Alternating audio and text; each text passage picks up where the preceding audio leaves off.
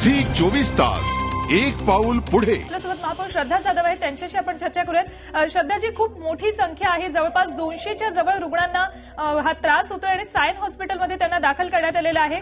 हा रंग तयार करणाऱ्या व्यक्तीवर आता कशा पद्धतीने कारवाई केली जाईल आणि आता पुढची पावलं कशा पद्धतीने उचलली जातील?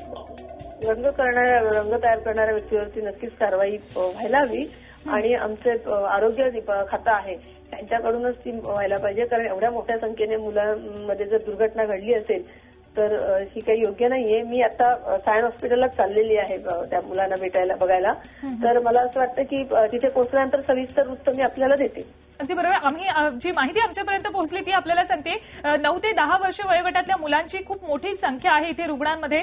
युद्ध पातळीवर प्रयत्न सुरू आहेत सगळ्यांना इथे उपचार देण्यासाठी, पण दुसरी एक गोष्ट म्हणजे पोलीस छावणीचं स्वरूप इथे प्राप्त झालेलं आहे सायन हॉस्पिटलला।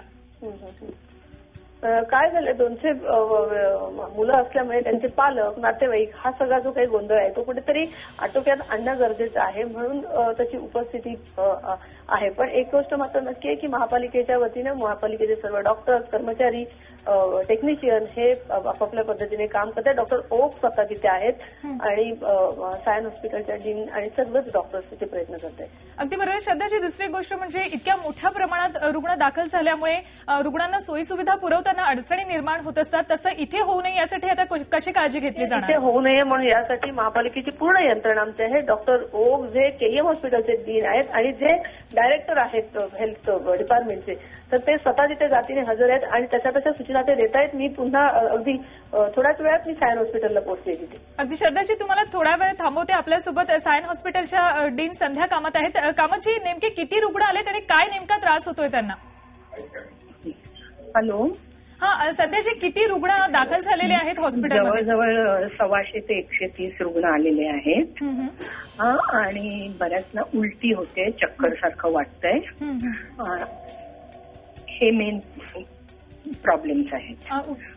कशामुळे होतंय ते काही रुग्णांकडनं कळलेलं आहे का? काय सगळे रुग्ण होते त्यांनी होलीचा खेळ खेळला होता। जर आम्ही इकडे ना गायकवाड साहेबांनी आलेले आहेत, त्यामुळे जरा धन्यवाद संध्याजी, आमच्याशी चर्चा केली त्याबद्दल। श्रद्धाजी, आपण ऐकलं सायन हॉस्पिटलच्या डीन आपल्यासोबत होत्या, त्यांनी सांगितलं जवळपास 125 ते 130च्या आसपास रुग्ण आहेत। या रंगाचा खूप त्रास होतोय सगळ्यांना। कशा पद्धतीने आता कारवाई केली जाणार आहे? जे रंग तयार करणारे व्यक्ती पकडले जातील त्यांच्यावर? रंग करणारे जे व्यक्ती आहेत त्याच्यामध्ये कायद्यानुसार जी कारवाई आहे ती कारवाई करण्यात येईल आणि महापालिका ती करेल। धन्यवाद श्रद्धाजी, आमच्याशी चर्चा केली त्याबद्दल। झी 24 तास एक पाऊल पुढे।